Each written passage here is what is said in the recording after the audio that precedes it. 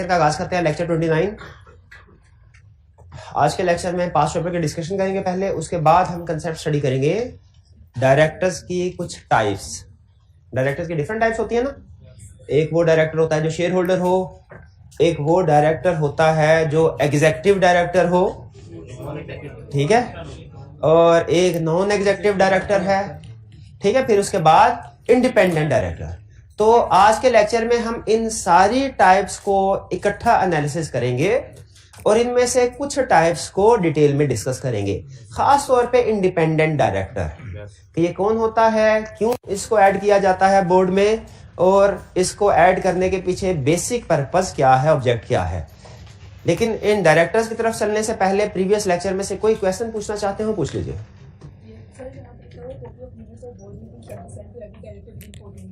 लेकिन जो मिनट्स है वो हम नेक्स्ट मीटिंग में ये जो हाँ जी बिल्कुल, तो क्या इससे पहले हम देखिए मिनट्स बाज़ ऐसा होता है, उन्होंने कहा कि सर मिनट्स तो हमने 14 डेज के अंदर डायरेक्टर्स को सेंड करने हैं बोर्ड मीटिंग में। तो अगर तो उसी मीटिंग में चेयरमैन ने उनको ऑथेंटिकेट कर दिया, साइन कर दिया, फिर तो बात समझ जाती है कि वो सेंड हो गए। लेकिन अगर उसी मीटिंग में चेयरमैन ने उसको ऑथेंटिकेट नहीं किया, साइन नहीं किया, वो 2-4 दिन के बाद बने, तो फिर क्या होगा, फिर डायरेक्टर्स को वो ऑथेंटिकेशन के बगैर ही मिनट सेंड कर दिए जाएंगे। नेक्स्ट मीटिंग जब होगी तो चेयरमैन उसको ऑथेंटिकेट कर देगा। और कोई क्वेश्चन? रिकॉर्ड ऑफ मीटिंग या रिकॉर्ड ऑफ रेजोल्यूशन, रिकॉर्ड एक ही है जी बिल्कुल। वो यानी इसमें लफ्ज रिकॉर्ड में फर्क नहीं है, ठीक है, हाँ बिल्कुल। फर्क यह है कि मीटिंग है, मीटिंग का रिकॉर्ड मेंटेन हो रहा होता है। जो रेजोल्यूशंस मीटिंग के अंदर पास हुई हैं वो तो जब मीटिंग के मिनट बनेंगे उनका रिकॉर्ड ऑटोमेटिकली उसमें आ गया। लेकिन कुछ रेजोल्यूशंस ऐसी होती हैं जो अदर देन मीटिंग पास होती हैं, जैसे रेजोल्यूशन थ्रू सर्कुलेशन। अब इनका रिकॉर्ड मीटिंग के मिनट्स में नहीं होगा, तो इसीलिए इसके लिए लॉ ने अलग से वर्ड यूज किया। हाँ लेकिन जब तक उसको सब्सिक्वेंट मिनट्स में इंक्लूड नहीं करते तब तक भी तो रिकॉर्ड होना चाहिए, तब तक भी तो रिकॉर्ड होना चाहिए। लॉ तो एक दिन की इजाजत नहीं देता कि कोई लॉ के अगेंस्ट बात हो रही हो। हाँ, जब वो नेक्स्ट मीटिंग के मिनट्स में इंक्लूड हो गए, ऑथेंटिकेट हो गए, फिर वो साइड पे करना चाहे कर सकते हैं जी। और भी question? Resolution shall be noted in minutes of subsequent meeting. हाँ जी, इसका मतलब यह है कि जो रेजोल्यूशन थ्रू सर्कुलेशन पास किया आपने, इसका मीटिंग तो नहीं ना हुई, तो इसका रिकॉर्ड किसी मीटिंग के मिनट्स में, किस मीटिंग के मिनट्स में करें, जो पीछे हो गई उसमें किसी ना किसी मीटिंग में तो इसके साथ अटैच करना है ताकि हमारे ऑफिशियल रिकॉर्ड का हिस्सा बन जाए। तो किस मीटिंग के मिनट्स के साथ अटैच करें? सब्सिक्वेंट में। यही कह रहा है, पास तो हो चुके, उसके मिनट्स भी हो चुके होंगे ज्यादातर केसेस में, तो इसीलिए सब्सिक्वेंट मीटिंग के मिनट्स में हमने इसको ऐड करना है। क्लियर? और की क्वेश्चन जी? जी बिल्कुल। साइन सिर्फ जो डॉक्यूमेंट्स होते हैं उन पे सारे डायरेक्टर साइन नहीं करते, ठीक है। अगर मिनट्स के ऊपर सिर्फ चेयरमैन ने साइन कर दिए तो वो सफिशिएंट है। हाँ बिल्कुल। उसमें अच्छा रेजोल्यूशन, उसमें लॉ ये कहता है कि आपने सेंड सबको करनी है, रेजोल्यूशन थ्रू सर्कुलेशन पास करनी है, सेंड सबको करनी है। जिसने वोट देना है वो इन राइटिंग देगा। सारे डायरेक्टर्स का वोट देना जरूरी नहीं है। अब ऐसा तो नहीं अगर कंपनी के 20 डायरेक्टर्स हैं, 19 का जवाब आ गया, एक का जवाब कहीं उसने नहीं दिया तो हम इंतजार करें जब उसका दिल करेगा जवाब देगा तो फिर कंक्लूजन पे पहुंचेंगे, नहीं। लॉ कहता है जिसने रिटन फॉर्म में आपको रिप्लाई दे दिया और बाकी जिन्होंने नहीं दिया उनको छोड़ दें। हमारा सेंड करना रेजोल्यूशन सबको ये जरूरी है, सबका जवाब आए ये जरूरी है। हाँ, टाइम उस नोटिस के अंदर स्पेसिफाई होता है, डायरेक्टर्स को बताया जाता है कि आपने 15 दिन के अंदर या 20 दिन के अंदर इसका जवाब देना। और कोई क्वेश्चन? चलिए अब हम चलते हैं पास्ट पेपर्स के, सॉरी जो प्रैक्टिस क्वेश्चन के डिस्कशन की तरफ। कितने क्वेश्चन, कौन कौन सा क्वेश्चन था? चलिए ऐसा करते हैं, इसको ना नेक्स्ट लेक्चर के लिए रख लेते हैं। 24, 25 तो छोटे छोटे से इसमें कंसेप्ट, 23 में कंसेप्ट है लेकिन ये सिंपल है, ज्यादा मुश्किल। बहरहाल डिस्कस जरूर करेंगे, लेकिन आज हम, ताकि आज का कंसेप्ट हम कोशिश कर रहे हैं कि ये कंप्लीट हो जाए। अच्छा, सबसे पहले आपने ये जहन में रखना है डायरेक्ट, आज हम स्टडी क्या करने जा रहे हैं, डिफरेंट टाइप्स ऑफ डायरेक्टर, ठीक है। यानी अगर एक कंपनी में 15 डायरेक्टर्स हैं तो उनकी डिफरेंट टाइप्स होती हैं। वो टाइप्स क्या हैं ये स्टडी करें। जो सबसे कॉमन टाइप ऑफ डायरेक्टर होती है, गेस कीजिए वो कौन से होते हैं? जो रेगुलर डायरेक्टर्स हैं, जो कंपनी के शेयर होल्डर्स हैं। ठीक है, तो सबसे अगर कंपनी के 15 डायरेक्टर हैं तो शायद 10 डायरेक्टर जो हैं वो रेगुलर वाले ही होंगे। इनको हम कहते हैं ऐसे डायरेक्टर जो शेयर होल्डर भी हैं और डायरेक्टर भी हैं। ठीक है, फिर इसके बाद अगली टाइप आती है, वो डायरेक्टर जो शेयर होल्डर नहीं है। जब हम कहते हैं ना वो डायरेक्टर जो शेयर होल्डर नहीं है, तो हमारा इशारा एक्सेप्शन की तरफ होता है। वो 4 एक्सेप्शन, उन एक्सेप्शन में भी 2 डायरेक्टर्स अलग हैं और 2 डायरेक्टर्स अलग हैं। 2 डायरेक्टर्स ऐसे हैं जो कि शेयर होल्डर तो नहीं है, एम्प्लॉय हैं। उन्हें हमने कहा था एग्जीक्यूटिव डायरेक्टर। शेयर होल्डर नहीं है लेकिन एम्प्लॉय है, एग्जीक्यूटिव फुल टाइम एम्प्लॉय हो, चीफ एग्जीक्यूटिव। और 2 डायरेक्टर ऐसे थे जो ना शेयर होल्डर है ना एम्प्लॉय है, जो ना शेयर होल्डर है ना एम्प्लॉय है। इनको क्या कहते हैं हम? नॉमिनी। उधर हमने नॉमिनी डायरेक्टर कहा था, इधर नॉन एग्जीक्यूटिव डायरेक्टर कह रहे हैं। इधर हम उनको क्या कह रहे हैं? Non executive director. तो डायरेक्टर्स की 3 बड़ी टाइप्स हुई हैं। ठीक है, कौन कौन सी? रेगुलर, एग्जीक्यूटिव और नॉन। रेगुलर डायरेक्टर कौन सा? जो शेयर होल्डर है, ऐसा डायरेक्टर शेयर होल्डर है, रेगुलर। एग्जीक्यूटिव डायरेक्टर कौन सा? ऐसा डायरेक्टर जो शेयर होल्डर नहीं लेकिन एम्प्लॉय है। और नॉन एग्जीक्यूटिव डायरेक्टर कौन? ऐसा डायरेक्टर जो शेयर होल्डर भी नहीं है और एम्प्लॉय भी नहीं है। जो शेयर होल्डर भी नहीं है और एम्प्लॉय भी, मिक्स नहीं करना जैसे बता रहा हूं। ठीक है, 3 तरह के डायरेक्टर्स हो गए। अच्छा, मुझे एक सवाल का जवाब दीजिए, इस सवाल के ऊपर सारा कंसेप्ट खड़ा है। 3 टाइप्स ऑफ डायरेक्टर मैंने आपको बताया, रेगुलर, एग्जीक्यूटिव और नॉन एग्जीक्यूटिव। इन तीनों में से सबसे ज्यादा कंपैरेटिवली इंडिपेंडेंट डायरेक्टर कौन है? लेकिन नॉन एग्जीक्यूटिव डायरेक्टर किसी हद तक तो इंडिपेंडेंट है, कंप्लीटली इंडिपेंडेंट नहीं है, क्योंकि इसका भी कोई ना कोई इंटरेस्ट है जिसको ये वॉच करने के लिए बैठा है। एग्री करते हैं? वो इंटरेस्ट शेयर होल्डिंग का नहीं है, फॉर एग्जाम्पल वो इंटरेस्ट एम्प्लॉयमेंट का नहीं है, लेकिन फिर भी कुछ ना कुछ है। तो कंफ्लिक्ट ऑफ इंटरेस्ट तो क्रिएट हो सकता है नॉन एग्जीक्यूटिव डायरेक्टर के केस में भी। तो क्या आप इससे एग्री करते हैं? नॉन एग्जीक्यूटिव डायरेक्टर कंपैरेटिवली थोड़ा सा इंडिपेंडेंट लेकिन फुल्ली इंडिपेंडेंट नहीं है। तो जरूरत थी कि बोर्ड ऑफ डायरेक्टर्स में कोई ऐसा डायरेक्टर भी हो जो फुल्ली इंडिपेंडेंट हो। क्यों जरूरत थी ऐसे डायरेक्टर की? ताकि वो डिसीजन मेकिंग करते हुए किसी एक खास पार्टी का व्यू ध्यान में ना रखे। जैसे जो रेगुलर डायरेक्टर है वो डिसीजन मेकिंग करते हुए यही देखेगा यार इस डिसीजन से शेयर की प्राइस बढ़ेगी या कम होगी, एम्प्लॉइज को सैलरी टाइम पे मिलती या नहीं मिलती, ये उसकी टेंशन नहीं होगी। इसी तरह अगर एग्जीक्यूटिव डायरेक्टर है वो डिसीजन मेकिंग करते हुए देखेगा इससे एम्प्लॉइज पे क्या फर्क पड़ेगा, बोनस वगैरह हो तो वो तो दबाव कहेगा बोनस डबल करें। शेयर होल्डर की वेल्थ, उनकी प्राइस कम होती है, प्रॉफिट कम होता है, इससे इसको कोई लेना देना नहीं। इसी तरह जो नॉन एग्जीक्यूटिव डायरेक्टर होगा वो जिनके बिहाफ पे बैठा हुआ है, बैंकर्स वगैरह, उनके इंटरेस्ट को वॉच कर रहा होगा। ठीक है, तो हर डायरेक्टर जब किसी एक specific type of stakeholders को वॉच कर रहा होगा तो जरूरत थी, उनमें आपस में लड़ाई झगड़ा भी तो हो सकता है। एम्प्लॉइज कहें सैलरी बढ़ा दो, बोनस डबल कर दो, शेयर होल्डर कहें ठहर जाओ, कम करो, लड़ाई झगड़ा। तो जरूरत थी कुछ ऐसे लोगों की जो कंप्लीटली इंडिपेंडेंट हो और एक तरह से कंपनी के अंदर सालिस का किरदार अदा किया करे, अपना आउटसाइड व्यू दिया करे डिसीजन मेकिंग में, जो कि बायस ना हो, आउटसाइड व्यू दिया करे ताकि सारी पार्टीज का इंटरेस्ट वॉच हो सके। अब ये अगर डायरेक्टर ऐसा आ जाता है जो फुल्ली इंडिपेंडेंट है कंपनी से, तो ये क्या करेगा फिर? ये सबके इंटरेस्ट को वॉच करते हुए फैसला करेगा। तो इसीलिए लॉ ने ये कंसेप्ट इंट्रोड्यूस करवाया।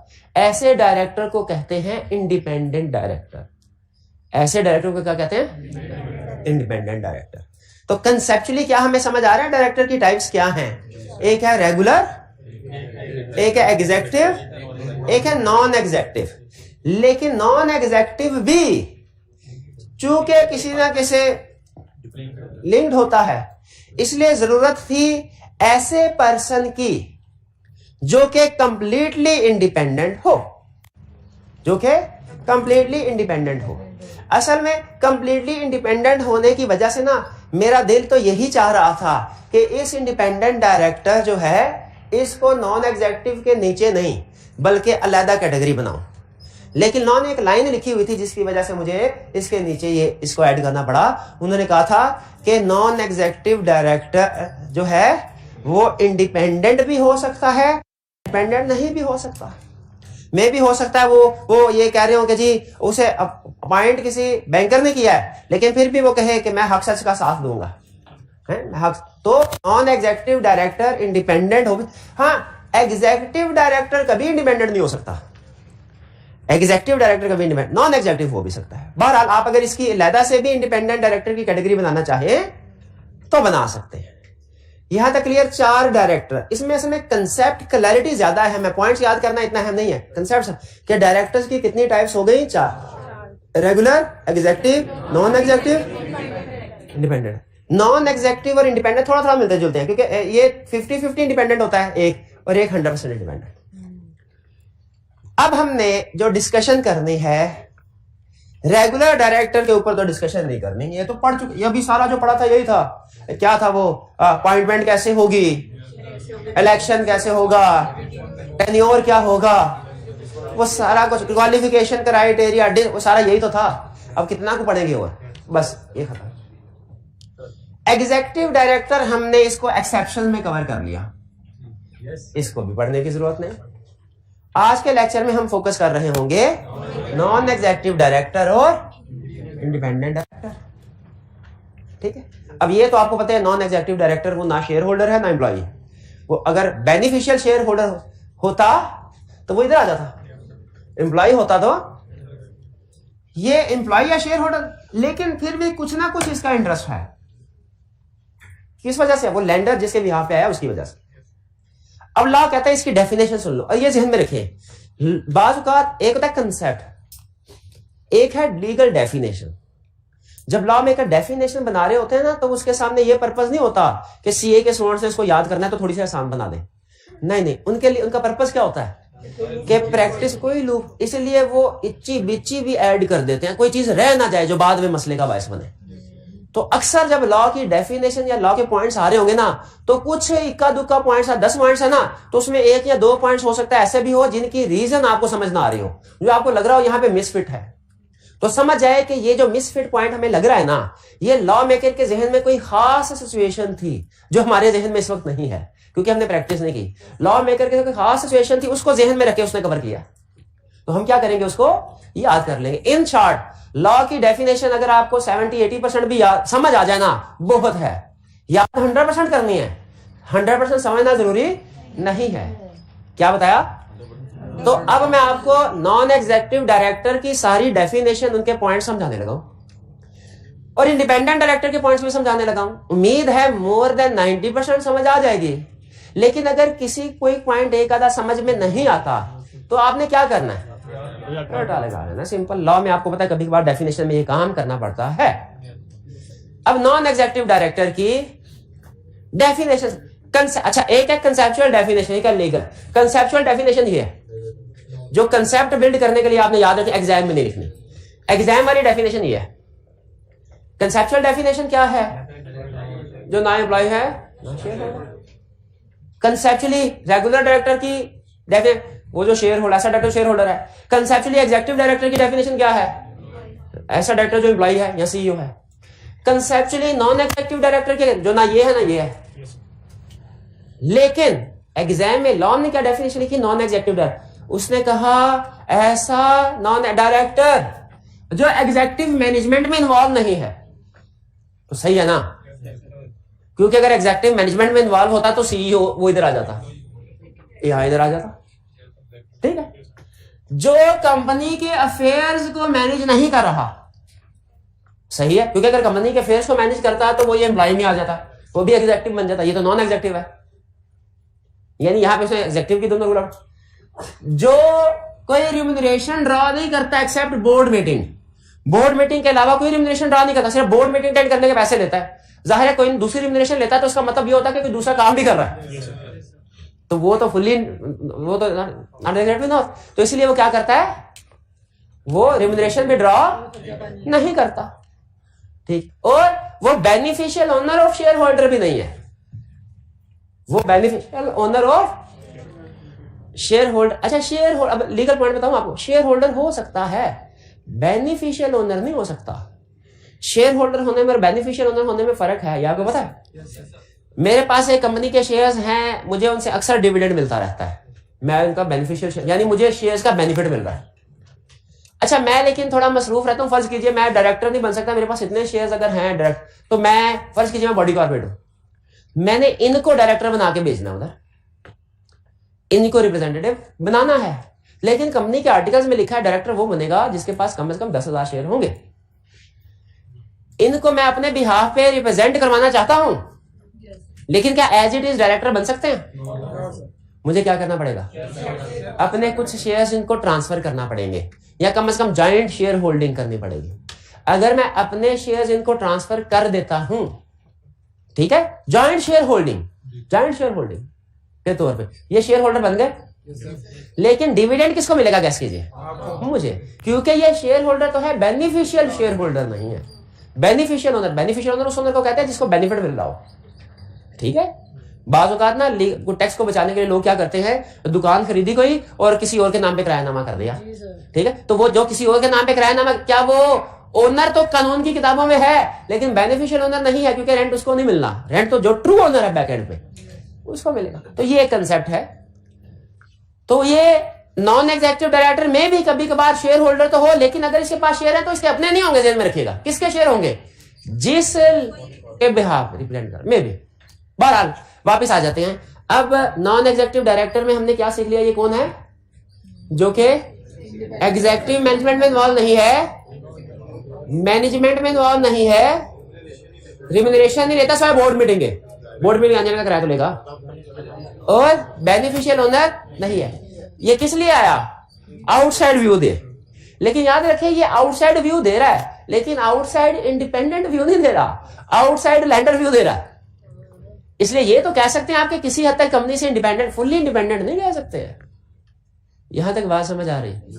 जी पूछिए। सर आपने अभी क्या किया, वो जॉइंट शेयर होल्डिंग जरूरी होगी? नहीं, मैं कहता बाज़ औक़ात जरूरी होते हैं, बाज़ औक़ात नहीं होती। वो तो कभी होता है कभी नहीं होता, हमने पढ़ा था वो डिपेंड करता है कंपनी के आर्टिकल्स में लिखा है कि नहीं लिखा। बॉडी कॉर्पोरेट में हमने पढ़ा था कि वो दे भी सकते हैं। हाँ जी बिल्कुल बिल्कुल, हो भी सकता नहीं भी हो सकता। चलिए अब आते हैं, अब क्या नॉन एग्जीक्यूटिव डायरेक्टर का कंसेप्ट समझ आ गया? तो बताइए अगर एग्जाम में आपसे नॉन एग्जीक्यूटिव डायरेक्टर की डेफिनेशन पूछेगा तो आप ये वाली डेफिनेशन लिखेंगे कि ये लेफ्ट वाली के राइट वाली? राइट वाली देने की। ये कंसेप्ट बिल्ड करने के लिए है, असल एग्जांपल वही है, ठीक है। अच्छा ये है 50-50 इंडिपेंडेंट। हमें चाहिए बाज़ औक़ात full independent person. Full independent person कौन होता है? अब ये कंसेप्चुअल डेफिनेशन है। ये कौन सी डेफिनेशन है? फुल इंडिपेंडेंट वो होता है जिसका कंपनी में किसी किस्म का कोई इंटरेस्ट ना हो, ना कंपनी में हो, अभी इंटरेस्ट है, ना पास में इंटरेस्ट था, ना अभी इंटरेस्ट है ना पास में, फ्यूचर तो हम नहीं कह सकते, ना इस कंपनी में ना इसकी एसोसिएटेड कंपनी समझते हैं जो रिलेटेड होती है, होल्डिंग सब्सिडरी वगैरह। वैसे एसोसिएटेड में होल्डिंग सब्सिडरी में फर्क होता है। हाँ, अगर एक कंपनी दूसरी कंपनी के 20% या ज्यादा शेयर्स खरीदे एसोसिएटेड, और 50% से ज्यादा तो एसोसिएटेड भी होगी और होल्डिंग सब्सिडरी भी हो गई, ठीक है। तो बताइए अगर आपको कंसेप्ट समझ आ गया एसोसिएटेड होल्डिंग में फर्क, तो दोनों में से कौन सा कंसेप्ट वाइडर है, ब्रॉड है, यानी कौन से केसेस आपको प्रैक्टिस में ज्यादा नजर आएंगे? एसोसिएटेड के, क्योंकि वो 20%, इसलिए कि हर होल्डिंग सब्सिडरी एसोसिएटेड है, हर एसोसिएटेड होल्डिंग सब्सिडरी नहीं है। तो उसने इतना इंडिपेंडेंस का क्राइटेरिया देखे कितना सख्त बनाया उसने कहा अभी की छोड़ो, पास्ट में भी कोई इंटरेस्ट नहीं होना चाहिए। उसने कहा इस कंपनी का छोड़ो, एसोसिएटेड कंपनीज में भी इंटरेस्ट नहीं होना चाहिए, ताकि बिल्कुल इंडिपेंडेंट व्यू दे, बिल्कुल इंडिपेंडेंट व्यू दे। भाई आपके आगे माशाल्लाह जिंदगी बड़ी है, इतने फैमिली में ऊंच नीच होती रहती है, कभी कोई प्रॉब्लम आई, मुझे बताइए चचा के पास जाएंगे के फूफो के पास? हाँ, इन दोनों में रिस्क। अच्छा हालांकि ये ज्यादा नॉलेजेबल पार्टीज होते हैं, अगर एडवाइस देना चाहें तो ये ज्यादा बेहतर एडवाइस दे सकते हैं, लेकिन ये नॉर्मली क्या होता, अगर अच्छे हैं तो देंगे भी, लेकिन रिस्क है, कंफर्म नहीं, रिस्क क्या कि बायस एडवाइस देंगे। इसीलिए कंपनी ने जब अपने फैसला, तो क्या करें, किससे एडवाइस ले फिर, भाई किसी आउटसाइड पार्टी से, उससे पूछ ले कि ये प्रॉब्लम है, क्या करना चाहिए, ठीक है। लेकिन आउटसाइड पार्टी भी बदलते रहना चाहिए, वरना आउटसाइड पार्टी भी रिलेटेड पार्टी डेवलप हो जाता है। तो कोई बात नहीं, चलते चलते आज घर में जाए, मसला जहन में, एक रास्ते में मोची बैठा है लेकिन बुजुर्ग है, पढ़ा लिखा नहीं है, लेकिन दुनिया का तजर्बा है। किताबें पढ़ना ज्यादा अहम कि दुनिया का तजर्बा। ये बात वैसे इतनी जल्दी पता नहीं चलती, इस उम्र में यही लगता है कि किताबें पढ़ना ही ज्यादा है। तो उस मोची से भी मसला, बाबा जी चाय पिला, चाय उनको भी पिलाए, खुद भी बैठ के पिए, कोई ना कोई काम की बात जरूर पता चलेगी, आगे आपकी मर्जी। बात कंपनी ने फैसला करना है, बताइए रेगुलर डायरेक्टर से करे कि एग्जीक्यूटिव से कि नॉन एग्जीक्यूटिव से, हालांकि सारे ही पंचायत में बैठे होंगे, लेकिन इसमें इंडिपेंडेंट डायरेक्टर भी तो होना चाहिए। लॉ ने कहा इनका भी हक है, पैसा लगा है, इनका इंटरेस्ट है, इनको ना आउटसाइड करो, इनसे भी पूछ लो, लेकिन इंडिपेंडेंट डायरेक्टर भी होना चाहिए ताकि एक इंडिपेंडेंट वॉइस रेज करे हो। इसीलिए इंडिपेंडेंट डायरेक्टर की जरूरत पड़ी, हालांकि ये तीनों डायरेक्टर थे। अच्छा अब चलते हैं, अब इंडिपेंडेंट डायरेक्टर का कंसेप्ट अब ये समझ लीजिए। एक तो है क्राइटेरिया, जैसे हमने रेगुलर डायरेक्टर का एलिजिबिलिटी इनएलिजिबिलिटी क्राइटेरिया पढ़ा था ना, उसी तरह इंडिपेंडेंट डायरेक्टर का भी एलिजिबिलिटी इनएलिजिबिलिटी क्राइटेरिया पढ़ेंगे। लेकिन ये क्राइटेरिया पढ़ाते हुए मैं हमेशा डरता हूं, क्योंकि ये ना हो कि एग्जाम में पूछ ले, इसलिए डरता हूं कि ये ना हो एग्जाम में पूछ ले कि बताइए कि इंडिपेंडेंट डायरेक्टर का इनएलिजिबिलिटी क्राइटेरिया क्या है, और आप कौन सा लिख दें, एलिजिबिलिटी नहीं, आप रेगुलर वाला लिख दें, क्योंकि एक राइट जरा देखे वैसे मुझे कंफर्म नहीं है, लेकिन क्या रेगुलर डायरेक्टर का भी कोई एलिजिबिलिटी इनएलिजिबिलिटी क्राइटेरिया है और इंडिपेंडेंट का भी है? तो एग्जाम ने पहले देखे चेक करें है कि नहीं है, मुझे कंफर्म नहीं है। तो फिर एग्जाम में कैसे पता चलेगा कौन से वाला लिखना है? क्वेश्चन को पढ़, अगर क्वेश्चन में लफ्ज इंडिपेंडेंट है, जो भी इंडिपेंडेंट वाले कंसेप्ट में आ जाना है आपने, और अगर रिक्वायरमेंट में इंडिपेंडेंट का लफ्ज नहीं है रेगुलर वाले में, जब उसने इंडिपेंडेंट डायरेक्टर का कंसेप्ट टेस्ट करना होता है तो लफ्ज बोलता है इंडिपेंडेंट डायरेक्टर, लेकिन जब रेगुलर डायरेक्टर का लफ्ज कंसेप्ट टेस्ट करना होता है ना, वो सिर्फ डायरेक्टर कहता है, स्पेसिफाई नहीं करता कौन सा। बात समझ आ रही है? तो मेरा इस कंसेप्ट में सबसे बड़ा रिस्क क्या, खतरा क्या है कि आप रेगुलर का एलिजिबिलिटी इनएलिजिबिलिटी क्राइटेरिया इंडिपेंडेंट के साथ मिक्स कर देंगे। हाँ, एक चीज मैं आपको और बता दूं कि एग्जाम में ज्यादातर आई क्या पूछता रेगुलर का है, ज्यादातर किसका क्राइटेरिया टेस्ट करता है? केस स्टडी भी ज्यादातर जब आप पास पेपर करेंगे कौन सी नजर आएंगी? लेकिन इंडिपेंडेंट पूछ सकता है, इसीलिए अलर्ट रहना है। जब भी क्वेश्चन करे, केस स्टडी करे, डायरेक्टर वाली ये एक दफा देख ले कहीं लफ्ज इंडिपेंडेंट तो नहीं आ रहा। अगर लफ्ज इंडिपेंडेंट आ रहा है सारी चीजें छोड़ के इधर आ जाए, आगे चलो। अच्छा, अब इसकी अपॉइंटमेंट का क्राइटेरिया कि इसकी अपॉइंटमेंट कैसे होगी, किसकी अपॉइंटमेंट कैसे होगी? Independent director. इसको अपॉइंटमेंट भी कहते हैं, इसको मैनर ऑफ सिलेक्शन भी कहते हैं। क्या कहते हैं? मैनर ऑफ सिलेक्शन, यानी इंडिपेंडेंट डायरेक्टर को सेलेक्ट कैसे किया जाएगा ये, और इसको अपॉइंटमेंट भी कहते हैं। अब इसका प्रोसीजर देखिए, उसने जिस तरीके से लिखा है सो लिखा है, मैं थोड़ा आपको कंसेप्चुअली और प्रैक्टिकली बता देता हूं। जब आपने एक वेबसाइट, आजकल जॉब्स, हाँ jobby.com के बारे में सुना? जॉब्स वगैरह के लिए। अच्छा, आपने OLX का नाम तो सुना होगा। क्या होता है उसमें? Trading, buying and. आपने कोई चीज बेचनी है, तस्वीर अपलोड करें, फौरन कीमत बेच दें। नेक्स्ट टाइम ये भैया आपको तंग करे, इनकी तस्वीर उतारे OLX पे अपलोड कर दें, जान छूट जाएगी इनसे, ठीक है? तो इसी तरह कुछ वेबसाइट्स होती हैं जॉब्स के लिए, जिनमें जो एम्प्लॉइज होते हैं वो अपना जो एम्प्लॉयमेंट अपना CV अपलोड करते हैं। एक अकाउंट होता है एम्प्लॉय का, एक एम्प्लॉय, जैसे उस पे OLX पे एक बायर और एक सेलर होता है ना, तो इस पे एक हमारे जमाने में हुआ करती थी rosie.com.pk ROZ, अब पता नहीं है कि नहीं है, इस तरह की वेबसाइट्स। उस पे हाँ तब भी होती थी, तब वेबसाइट भी होती थी, तब कंपनीज भी होती थी। क्या 250 साल पुराना हो, तब कंप्यूटर इजाद नहीं हुआ था। तो उस पे एम्प्लॉयर का भी अकाउंट बनता है, एम्प्लॉय का भी बनता है। एम्प्लॉयर ने जो जिसको जैसे फ्रीलांसिंग की भी कुछ वेबसाइट्स होती है ना, अगर आपको जरूरत है अकाउंट बनाएं और सर्च करें आपको पता चल जाता है। उसी तरह SCCP ने ये कहा कि हम एक इदारा बनाएंगे, उसका नाम है, शायद नाम लिखा नहीं सिलेबस में, उसने है पाकिस्तान इंस्टीट्यूट ऑफ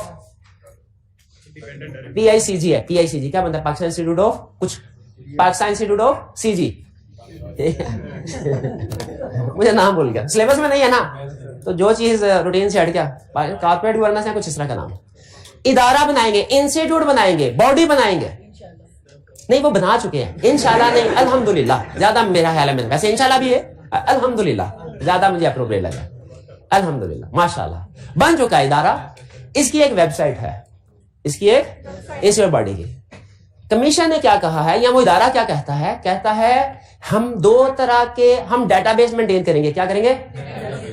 ऐसे सारे लोग जो किसी कंपनी का इंडिपेंडेंट डायरेक्टर बनना चाहते हैं, अब खुद सोचे, मैं आपसे कहूं ए डायरेक्टर ऐसा बंदा ढूंढ के लाओ जिसका ना तुमसे कोई ताल्लुक हो, ना तुम्हारी कंपनी से, ना तुम्हारे रिश्तेदारों से, ना कंपनी की एसोसिएटेड कंपनी से।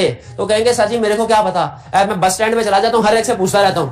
ऐसे ढूंढना इंडिपेंडेंट पर्सन ढूंढना मुश्किल है ना। तो इसीलिए उन्होंने कहा इंस्टीट्यूट बॉडी होगी एक, वो अपनी वेबसाइट बनाएगी, उसके ऊपर जो भी पर्सन इंडिपेंडेंट डायरेक्टर बनना चाहते हैं वो अपना CV अपलोड, सबसे पहले अकाउंट बनाए और फिर पैसे दे, फीस होती है उसकी। एम्प्लॉयर के लिए भी फीस है, एम्प्लॉय के लिए भी। अकाउंट बनाए अपना। अगर आप इंडिपेंडेंट डायरेक्टर बना, किस कंपनी का बनना चाहते हैं? नेस्ले का। ओ चलो ठीक है, आप ऐसा कीजिए, नेस्ले की वेबसाइट पे नहीं जाना, अपना CV नेस्ले को नहीं देना, वरना आप इंडिपेंडेंट डायरेक्टर और कोई शायद बन सके एम्प्लॉय इंडिपेंडेंट। अपना CV आपने उस इंस्टीट्यूट की वेबसाइट पे अपलोड करना है और आगे लिख देना है कि आप किस किस कंपनी का इंडिपेंडेंट डायरेक्टर बनना चाहते हैं। लेकिन ये आपने तसल्ली करनी है, ये उस इंडिविजुअल की रिस्पॉन्सिबिलिटी है कि इंश्योर करे कि जिस कंपनी का इंडिपेंडेंट डायरेक्टर बनना चाहता हूं, मेरा उसके साथ किसी किस्म का कोई रिलेशनशिप तो नहीं है। जब ये तसल्ली हो गई, अब मैंने कहा अच्छा अगर नेस्ले का बन जाऊं तो भी ठीक है, मिलर ट्रैक्टर का बन जाऊं तो भी ठीक है, PTCL का बन जाऊं तो भी ठीक है, सुजुकी का बन जाऊं तो भी ठीक है। तो मैंने CV अपलोड करके अपने इंटरेस्ट में इन चारों कंपनीज का नाम मेंशन कर दिया। अब फायदा क्या हुआ इससे? जब इनमें से किसी भी कंपनी ने इंडिपेंडेंट डायरेक्टर अपॉइंट करना है ना, वो वेबसाइट ओपन करेंगे और देखेंगे कौन कौन लोग उनकी कंपनी का इंडिपेंडेंट डायरेक्टर बनने के लिए विलिंग है। अगर बोर्ड में लॉ ने बताया हुआ कि कितने इंडिपेंडेंट डायरेक्टर कम से कम होने चाहिए, अगर 3 डायरेक्टर अपॉइंट करने हैं तो ये उसमें से 1 2 3 4 5 6 7 डायरेक्टर्स को निकाल लेते हैं। पॉइंट हालांकि 3 करने हैं, लेकिन जैसे होता है ना कोटा सिस्टम में भी आपको पता है बाज़ औक़ात सिलेक्शन करनी पड़ती है। ठीक है, आजकल तो हर सिफारिश वाले को भी आर्टिकल्स नहीं मिलते हैं, कंपटीशन इतना ज्यादा हो गया है कि रेफरेंस वालों में भी सिलेक्शन। तो इंडिपेंडेंट नहीं, ये वैसे मुझे पूरा यकीन है कि रेफरेंस के बगैर अपॉइंटमेंट, हाँ नहीं रेफरेंस के बगैर भी होते हैं, रेफरेंस के बगैर भी। और ज्यादातर, और ये मैं सही बात कह रहा हूँ, ज्यादा बात ऐसा देखे क्लाइंट होता है उनकी बात माननी पड़ती है। ठीक है, आपका बैंक में अगर अच्छा खासा बैलेंस है तो बैंक वाला फोन करके बैंक वाला आपकी कंपनी में आ जाएगा। बात ऐसा भी होता है, हर एक को फेवर नहीं, इसको क्या हम ये कहेंगे रेफरेंस है, ये नहीं है, प्रोफाइल रिलेशनशिप मेंटेन करने होते हैं, बात क्या सुननी पड़ती है। 12 तो जो CV अपलोड हुए, जिस कंपनी ने अपॉइंट करना है उसने अपना अकाउंट बनाया, वहां से सेलेक्ट कर लिया, और एहतियातन ये 2-4 लोग ज्यादा सेलेक्ट कर ले। अभी अपॉइंटमेंट नहीं हुई, याद रखें, अभी उन्होंने सिर्फ अपनी नॉमिनेशन की, 3 डायरेक्टर अपॉइंट करने थे, 7 उठा लिए और उनको पूछ लिया भाईजान आपने उधर 4 कंपनीज कही थी, उनमें से एक हमारी कंपनी भी है, क्या हम अगर आपको इंडिपेंडेंट डायरेक्टर अपॉइंट कर ले तो आपको मंजूर है? ये भाईजान कहने लगे नहीं सर जी, वो जब मैंने अपलोड की थी तब मैं फारिग था, अब मैं अपना अलहदा से काम कर रहा हूं, अब मैं विलिंग नहीं हूं, मेरी कंसेंट नहीं है। उसको साइड पे कर दिया। बाकी 6 से पूछा, उन्होंने कहा हम तैयार है। अब ये कंपनी क्या करेगी, डायरेक्टर्स क्या करेंगे? ये 6 डायरेक्टर्स को जो AGM का नोटिस जाता है ना, उस नोटिस के अंदर उस जिस तरह नॉर्मल डायरेक्टर्स की अपॉइंटमेंट होती थी, उसी तरीके से इन डायरेक्टर की अपॉइंटमेंट भी होगी।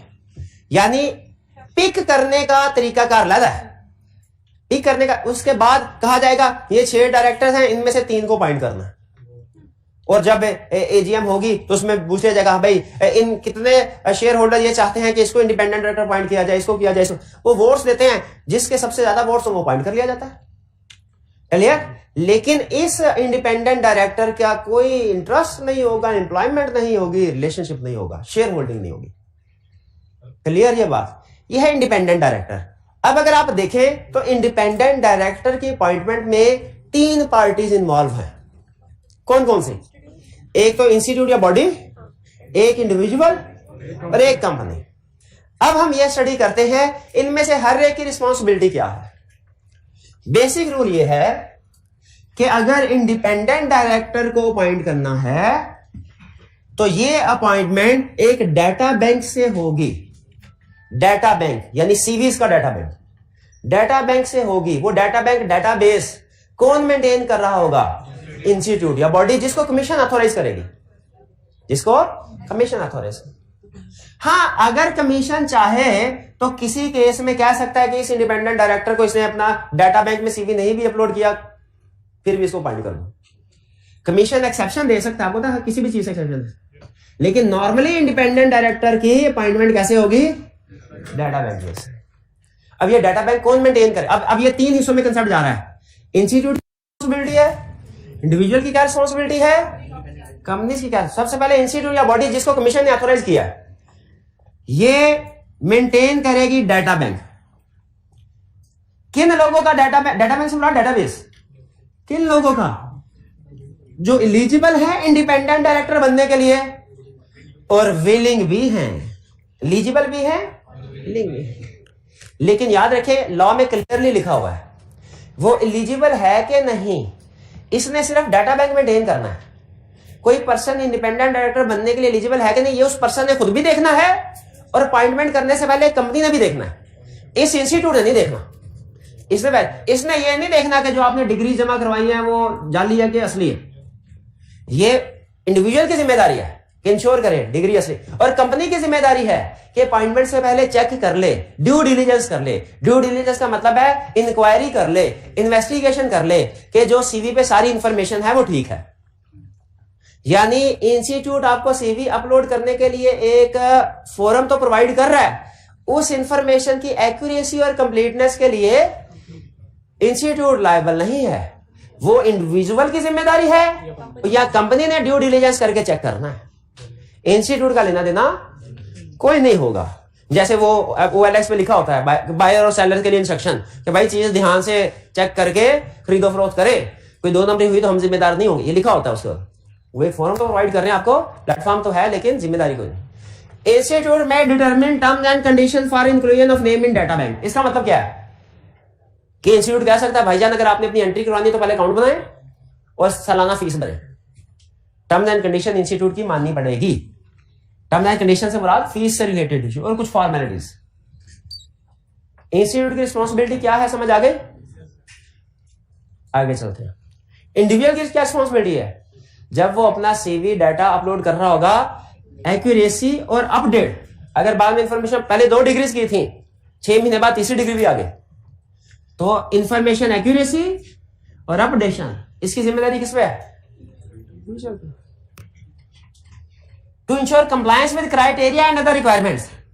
डायरेक्टर बनने का, इंडिपेंडेंट डायरेक्टर बनने का जो क्राइटेरिया है, इंडिपेंडेंट डायरेक्टर बनने का क्राइटेरिया है, ये पूरा हो रहा है कि नहीं, कौन चेक करेगा? इंडिविजुअल की जिम्मेदारी इंश्योर करे। ठीक है, कंपनी भी चेक करेगी अपॉइंटमेंट से पहले, लेकिन पहली जिम्मेदारी किसकी? इंफॉर्मेशन भी और क्राइटेरिया भी ठीक पूरा हो रहा हो। अब कंपनी की क्या रिस्पॉन्सिबिलिटी है?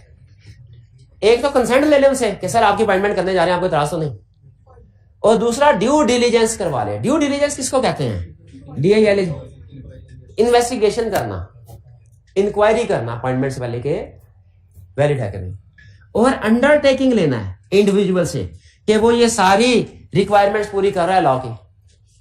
अंडरटेकिंग ली जाएगी क्योंकि ये आगे चल के एक जगह पे आप पढ़ेंगे कि इंडिपेंडेंट डायरेक्टर जिसको अपॉइंट करते हैं ना, डायरेक्टर्स का एक ट्रेनिंग प्रोग्राम होता है इसको कम से कम, वैसे तो उसने जो भी बीए ग्रेजुएशन या मास्टर्स किया सो किया है, लेकिन वो एक डायरेक्टर्स का ट्रेनिंग प्रोग्राम होता है, वो ट्रेनिंग प्रोग्राम इसने पूरा किया हो कोर्स, ठीक है। वो पहले भी कर सकते हैं, अपॉइंटमेंट के बाद भी कर सकते हैं, ठीक है। वो अब ये और इसी तरह दूसरी रिक्वायरमेंट्स हैं। कंपनी ने खुद तो चेक करना ही करना है कि ये इंफॉर्मेशन जो सीवी पे लिखी गई है ठीक है कि नहीं। कंपनी ने एक बयान हल्फी भी ले लेना है इंडिविजुअल से कि आप सारी लीगल रिक्वायरमेंट्स पूरी कर रहे हैं। उसे कहते हैं नॉन जुडिशियल स्टैम्प पेपर। एक होता है जुडिशियल स्टैम्प पेपर, एक नॉन जुडिशियल बयान हल्फी कर लें। इसका मतलब एक जुडिशियल होता है वो जो क्रिमिनल केसेस, बड़े वाले केसेस जो होते हैं ना सख्त, उनमें यूज होता है। हमारा चूंकि मसला इतना ज्यादा बड़ा नहीं है तो हमें जुडिशियल स्टैम्प पेपर लेने की जरूरत नहीं, नॉन जुडिशियल स्टैम्प पेपर से भी काम। उसके ऊपर इंडिविजुअल बयान हल्फी देगा क्या कि मैंने सारी लीगल रिक्वायरमेंट्स को पूरा कर रहा हूं, आइंदा भी करूंगा, मैं फारिग ही रहता हूं सारा दिन, इसलिए जब बोर्ड मीटिंग में बुलाएंगे हाजिर हो जाऊंगा। ये नहीं कहूंगा मसरूफ हो, मसरूफ, मेरे पास रीजनेबल टाइम है, ठीक है जी। बाकी का इलेक्शन प्रोसेस और कंसेंट वैसा ही होगा जैसा नॉर्मल डायरेक्टर का होता है, यानी वो वोट्स देंगे, हाईएस्ट वोट्स वाले इलेक्ट हो जाएंगे और कंसेंट इससे लेकर रजिस्ट्रार को जमा करवा दी जाएगी। भाई कुछ समझ आई? सही बात समझ आई। चलिए अब एक छोटा सा, चलिए एलिजिबिलिटी और इनएलिजिबिलिटी क्राइटेरिया, वैसे अगर आप हिम्मत करें तो, लेकिन मैं भी नहीं पढ़ा रहा, सिर्फ एक छोटा सा कंसेप्ट, एक छोटा सा कंसेप्ट। नॉन एग्जेक्टिव डायरेक्टर को एक प्रोटेक्शन हासिल है। वो क्या? नॉन एग्जेक्टिव डायरेक्टर आया, अब आपको नॉन एग्जेक्टिव डायरेक्टर बैंक में रहता है ज्यादा time, bank non executive, independent की बात नहीं कर रहा, नॉन एग्जेक्टिव, उसका ज्यादातर वक्त बैंक में गुजरेगा कि कंपनी में? और एक एग्जेक्टिव डायरेक्टर उसका कंपनी में। भाई ये मेन कंसेप्ट था, आगे कहानी जिसमें चलानी है मैंने। नॉन एग्जेक्टिव डायरेक्टर कंपनी में कब आएगा? मीटिंग होगी। जब मीटिंग पे आया, उसमें फैसला हुआ, भाई एक ऑर्डर आया, एक्सपोर्ट करनी है, क्या एक्सपोर्ट कर दी जाए? सबने फैसला किया एक्सपोर्ट कर दी जाए। इसने उन्होंने कहा फैसला साइन करें, सारे डायरेक्टर ने कहा अप्रूव, रेजोल्यूशन पास, एक्सपोर्ट बड़ा ऑर्डर है कर दो, एक्सपोर्ट कर दे। ठीक है, किधर करें? सऊदी अरब कर रहे हैं एक्सपोर्ट, बहुत अच्छा, जरे मुबादला कर रहे। अगले महीने की मीटिंग तय पाई 25 को। अगले महीने नॉन एग्जेक्टिव डायरेक्टर जब कंपनी में आया, उसे कोई भी डायरेक्टर नजर नहीं आया, ना फुल टाइम एम्प्लॉय नजर आया, ना सीईओ नजर आया। नॉन एग्जेक्टिव डायरेक्टर बैठा हुआ है। थोड़ी देर बाद दरवाजा खुला और पुलिस आ गई। उन्होंने कहा चले जी आपकी फांसी का टाइम हो गया। उन्होंने कहा मेरी फांसी का टाइम मेरे साथ कर क्या रहे हैं, हमारी तो आज की मीटिंग तय है। उन्होंने कहा सर जी आपको पता नहीं, सऊदी अरब में मनशियात स्मगल करने की सजा मौत है।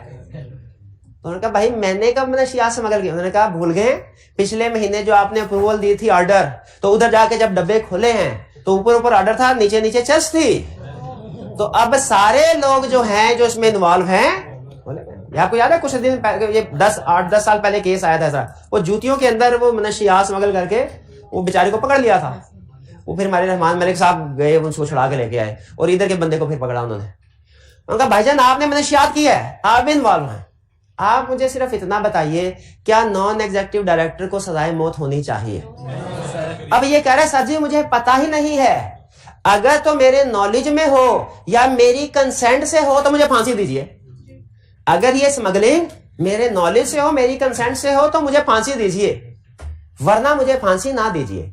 क्या ये नॉन एग्जेक्टिव डायरेक्टर प्रोटेक्ट होना चाहिए फांसी से कि नहीं होना चाहिए? लेकिन पुलिस कह रही है आपकी कंसेंट है ना, ये देखिए आपने साइन किए हैं। हाँ, वो कहेगा सर जी ये कंसाइनमेंट के साइन थे, चर्च के साइन नहीं है। बरोबर। अच्छा मुझे बताइए क्या नॉन एग्जेक्टिव डायरेक्टर ये कह सकता है कि मेरे नॉलेज में ये चीज नहीं थी?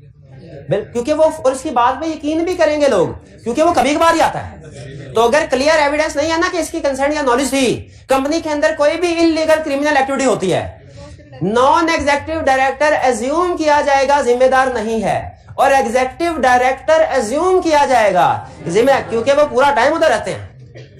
यही लॉ ने हमें समझाया protection to non executive director का मतलब क्या है कि कंपनी के अंदर अगर कोई भी एक्ट या ओमिशन ऐसा होता है जो लॉ की वायलेशन है, तो एग्जेक्टिव डायरेक्टर तो जिम्मेदार होंगे, आम डायरेक्टर तो जिम्मेदार हो सकते हैं, नॉन एग्जेक्टिव डायरेक्टर जिम्मेदार, इंडिपेंडेंट डायरेक्टर जिम्मेदार क्योंकि वो सिर्फ 2-3 घंटे के लिए आते हैं, घर चले जाए। बाकी कंपनी में क्या हो रहा है, पैकिंग कौन करवा रहा है, कब करवा रहा है, कहां करवा रहा है, इनको नहीं पता।